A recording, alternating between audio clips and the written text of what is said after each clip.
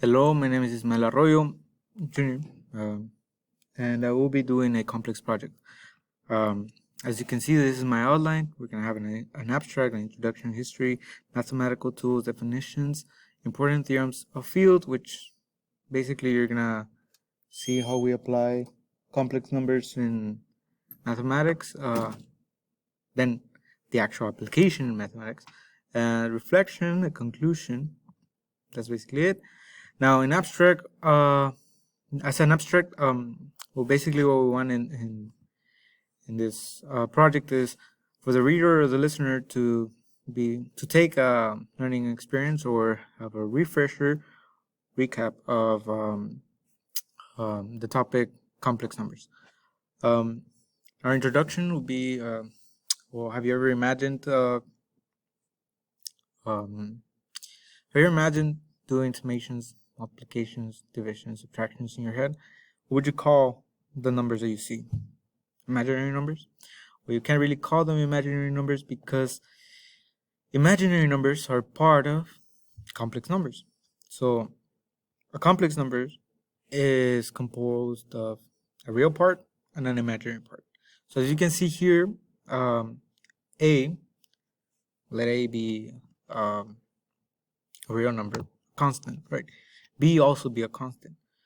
But B is paired up with I. I is what we call the imaginary part, right? So BI will be our imaginary part, and A will be our real part.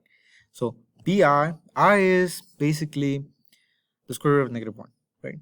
So when you have BI, you have something that is imaginary, something that's not there, because you can never find the square root of -1. So it's imaginary, right?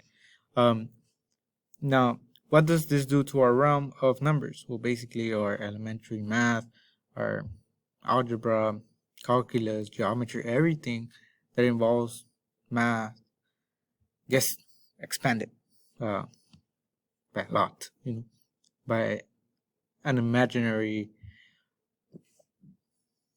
set, right? So, our history. So around 4 years prior to Pompeii, the catastrophe where its volcano erupted. I think it's called Vesuvius. We have Heron of Alexandria, which is a mathematician back then, in 75 AD, trying to figure out the frustum of a pyramid, which is this part, right? And he's like, I can't find it because you have to do quadratic or cubic formula where you have to end up with, he had to end up subtracting 81 minus 144, which was going to give him a negative number inside the square root, which technically, if you use complex numbers, you can separate the imaginary and, the -1 under the square root and just have positive number, right? But back then they didn't know this, right? And Girolamo Cardano, which was mathematician back then, really famous too, he basically said that it was manifestly impossible, right? And he said this because he created an abstract formula to solve quadratic equations, right? And quadratic equations and I think also cubic equations. And in this abstract formula, it wouldn't work because they would end up with um, imaginary numbers, right? Back then they didn't call it I; it was like more like square root of A, right? But that doesn't really matter. Now, because of this, Raphael Bombelli in 1575, he was an hydraulics engineer, and he used imaginary numbers. He created the calculus of operations in terms of I, which is defining I being I to the first square root of -1, I to the second being being -1, I to the third being negative square root of -1, and I to the fourth being 1, right?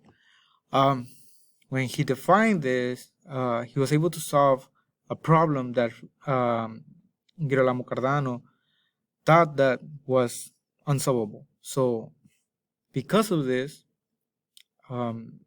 he wanted to formalize his findings, and he created his calculus of operations in terms of I, and a little more research. Later on, he kind of patched it up a little better. He didn't just solve that, but with that, he created the birth of complex